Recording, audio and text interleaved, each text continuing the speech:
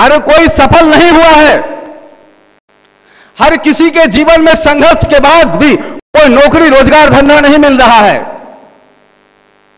कुछ उसमें से बचे रहते और कुछ उनमें से वो लोग भी होते हैं जिनको जीवन में संघर्ष आया ही नहीं, जो जीवन में संघर्ष में उतरे ही नहीं। और जो जीवन में संघर्ष नहीं उतरे, इसलिए उनके लिए उनके जीवन में सफलता और असफलता भी मायना नहीं रखता। कुछ ये लोग भी होते हैं जिनके पास मां बाप का पहले का धन रहता है, जिनके पास खानदान की प्रॉपर्टी होती है, जिनके पास खानदानी माल होता है, जमीन जायदाद होता है। वह व्यक्ति 14-15 साल के बाद उसके अंदर से धर्म तो निकल जाता है, लेकिन 24-25 के बाद भी धर्म एंट्री नहीं मारता। क्योंकि क्यों मारे धर्म एंट्री?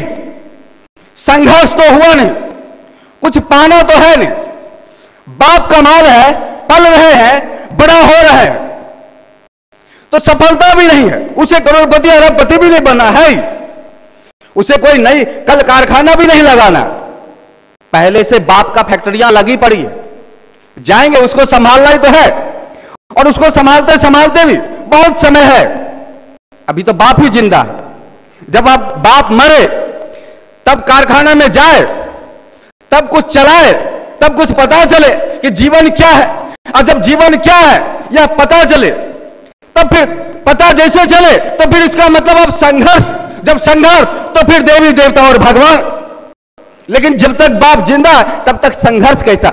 इसलिए एक देसी कहावत भी नहीं, मुच्छे रखता है बड़ी बड़ी, और बाप जिंदा हो और मुच्छे को काट ले, बना ले। अभी तो नहीं कहता, लेकिन आज से 10 साल 15 साल 20 साल पहले ऐसे कहते थे। बाप जिंदा और मुच्छे बना ले तो लोग कहते थे क्या बात कर रहा है, तेरा बाप मर गया क्या? बोले क्यों? अरे मुच्छे बना रखा, मुच्छे बना रखा है, ये प्रमाण हो गया बाप बन गए। यानी अब तुम मुझ पे ताव कैसे देगा, मुझको ऐठेगा कैसे तुम? क्योंकि बाप तो है ही नहीं। बाप है तो मुझ पे ताव दे सकता है, यानी शान से जी सकता है। बाप है, इसका मतलब बाप का प्रॉपर्टी है, संघर्ष आया नहीं, शान से जी रहा है। तो ऐसा व्यक्ति उस मित्र से जरूर कहता है जो भगवान को मानने लग गया, जो धर्म को मानने लग गया, उससे जरूर कहता है अरे तू क्या पुराने जमाने की बातें कर रहा है, ये भगवान के चक्कर में पड़ गए, ये सब नहीं होते, सब पागल है, ये ढोंग धतूरा है, ये सब पाखंडी है लोग, सब ये पूजा पाठ आदि सब ये कुछ नहीं होता है। मेरे मान चल बियर बार में चल, आज मैं पार्टी देता हूं एक ऐसा करके, तो वहां पे चल पड़ता है। लेकिन वहां पर भी देखो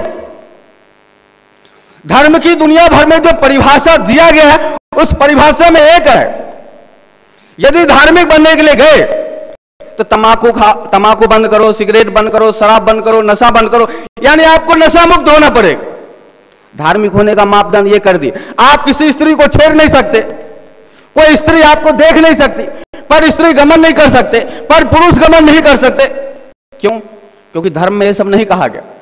तो जब धर्म में ये सब नहीं कहा गया और फिर आप वो करोगे तो कैसे होगा? इसलिए आपके पास 2 रास्ता है चुनने के लिए। यहां पे धार्मिक बनोगे तो फिर ये सब नहीं करना होगा।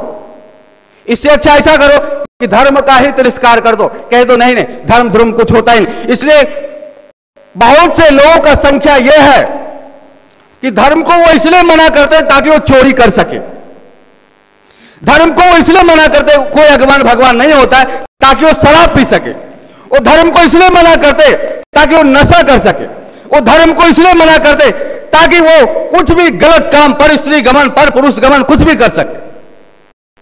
यदि धर्म को माने, किसी भी धर्म का, ईसाई का हो, सिख का हो, दुनिया भर का कोई भी धर्म हो, चाहे हिंदू का, धर्म को मानने का मतलब है कि कोई भी व्यक्ति कह देगा अरे भाई आप धार्मिक हो और आप इस स्त्री को पत्थर मार रहे, वो नहा रही है और खिड़की से देख रहे, कैसा धार्मिक हुआ? तो ये नहीं होगा। इसलिए वहां पर भी एक बड़ी सफाई के साथ कि धर्म को नहीं मान रहे, लेकिन अंदर धर्म का स्वरूप जो सूक्ष्म रूप से वहां विराजमान है, छोटे अग्नि के रूप में विराजमान, पर ऊपर से कह रहे नहीं, क्योंकि यदि हां कहे तो फिर यह सब नहीं होगा, और यदि ना कहे तो ही ये गलत कार्य को कर सकते हैं जो धर्म के खिलाफ है, जो सोचते हैं तो फिर वो जरूर कहते हैं अरे कुछ नहीं है भैया, हरम धर्म है, ये भगवान कुछ नहीं है, ये चलो हटाओ, चलो किसी बियर बार में चलो।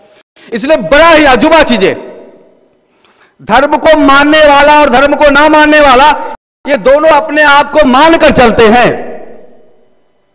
धर्म को मानने वाला ये अपने को मानकर चलता है कि हां मैं धार्मिक हूं, और जो धर्म को नहीं मानता है वह यह मान के चलता है मैं धर्म को नहीं मानता। लेकिन नहीं, दोनों ही धर्म को मानते हैं, दोनों ही धर्म के ग्राउंड पर खड़े हैं, दोनों ही धर्म को पुष्टि कर रहे हैं, दोनों ही धर्म को मजबूत कर रहे हैं, दोनों ही धर्म का एक खिलाड़ी की तरह है। इसलिए दोनों धर्म के ग्राउंड पर खड़े हैं, ना मानने वाला भी और मानने वाला भी।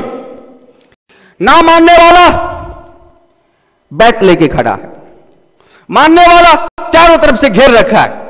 अरे तुम कैसे कहते, तुम कहीं भी बॉल नहीं मार सकते, तुम देखो ये है, भगवान होता है, तुम नहीं मान रहे, आज नहीं तो कल तुम्हें मानना वाले। लेकिन दोनों उसी ग्राउंड पे खड़े, एक बॉलिंग कर रहा है, एक बैटिंग कर रहा है। जो यदि उसमें से बॉलर को हटा दिया जाए तो फिर क्रिकेट नहीं हो पाएगा, बैट्समैन को हटा दिया जाए तो भी क्रिकेट नहीं हो पाएगा। इसलिए दोनों मिलकर उस ग्राउंड को पुष्ट कर रहे हैं, दोनों मिलकर क्रिकेट को, फुटबॉल आदि को जिंदा कर रखा है। इसलिए जो न मानने वाला बार बार कहेगा नहीं होता है, नहीं होता है, वो हजार प्रकार का तर्क देगा, भाई तुम मानते नहीं हो, मैं सत्य कहता हूं भगवान नहीं होता। दूसरा मानने वाला हजार प्रकार का तर्क देगा, भाई तुम नहीं मानते, मैं सत्य कहता हूं भगवान होता है, हजार प्रकार का तर्क देगा। ये दोनों का क्रिकेट चालू है, दोनों जुड़े हैं और दोनों धर्म को पुष्ट करते हैं, और दोनों धर्म को पुष्ट करके दोनों ही एक ही ग्राउंड पे खड़े। धर्म विमुख ना ये है ना वह है, इसलिए धर्म की सूक्ष्मता को नहीं जानते। नकार देने से ऐसा नहीं कि धर्म से अलग हो गए, वो कभी भी चित्त में बैठा हुआ आग कभी भी जल सकता है। ना जाने कब तुम्हारा ना हां में बदल जाए, कब उसका हां ना में बदल जाए, पर उससे धर्म नहीं नष्ट हुआ, उसका धर्म का सम्मोहन नष्ट नहीं हुआ।